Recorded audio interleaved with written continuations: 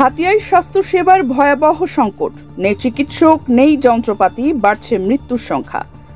দাবি আদায়ে অবস্থান কর্মসূচি পালন করছে হাতিয়ার সম্মিলিত সামাজিক সংগঠন। বিস্তারিত দেখুন আজিজুল রহমানের প্রতিবেদনে। নোয়াখালী জেলার হাতিয়া উপজেলায় স্বাস্থ্যসেবার চিত্র ভয়াবহ আকার ধারণ করেছে। একমাত্র 50 শয্যা হাসপাতালে চিকিৎসক সংকট, আধুনিক যন্ত্রপাতির অভাব এবং পর্যাপ্ত নার্স না থাকায় প্রতিদিন রোগীরা চরম ভোগান্তিতে পড়ছেন। সবচেয়ে করুণ অবস্থায় রয়েছেন গর্ভবতী মা ও নবজাতকরা। চিকিৎসক না থাকায় অনেক সময় প্যারামেডিক্যাল কর্মীদের দিয়ে অস্ত্রোপচার করাতে হচ্ছে। এতে সংক্রমণ ও মৃত্যুর ঝুঁকি বেড়ে যাচ্ছে। অক্সিজেন সরবরাহ সীমিত, operation theatre, ultrasonogram, X-ray, pathology test সরঞ্জাম ও লাইফ সাপোর্ট মেশিন নেই।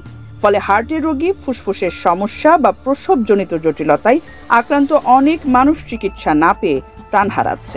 বৈরী আবহাওয়ার নৌপথে জেলা সদরের যাতায়াত প্রায় অসম্ভব হয়ে পড়ে।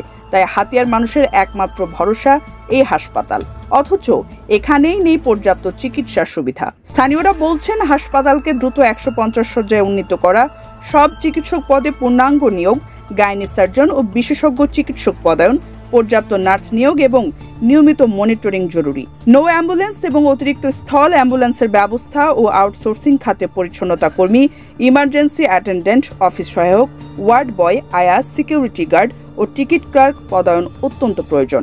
এই বিপুল জনগণের একমাত্র নির্ভরযোগ্য চিকিৎসা কেন্দ্র হলো হাতিয়ার 50 শয্যা স্বাস্থ্য কমপ্লেক্স।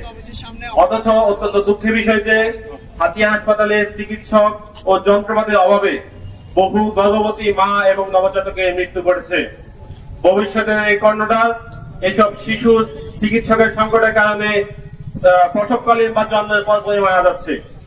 এমনকি সার্জারির কাজ অনেক সময় প্যারামেডিক্যাল ডাক্তার দ্বারা সম্পন্ন করা হচ্ছে, যার দরুন বিভিন্ন সংক্রামক ও জটিলতায়। এই দীর্ঘদিনের স্বাস্থ্য সংকটের জবাবে হাতিয়ার সম্মিলিত সামাজিক সংগঠন মঙ্গলবার সকাল 10টায় সিভিল সার্জন অফিসের সামনে অবস্থান ও অনশন কর্মসূচি শুরু করেছে। অবস্থানকারীরা জানিয়েছেন, সরকারের অবিলম্বে পদক্ষেপ ছাড়া দ্বীপবাসীর জীবন ঝুঁকিতে থাকবে।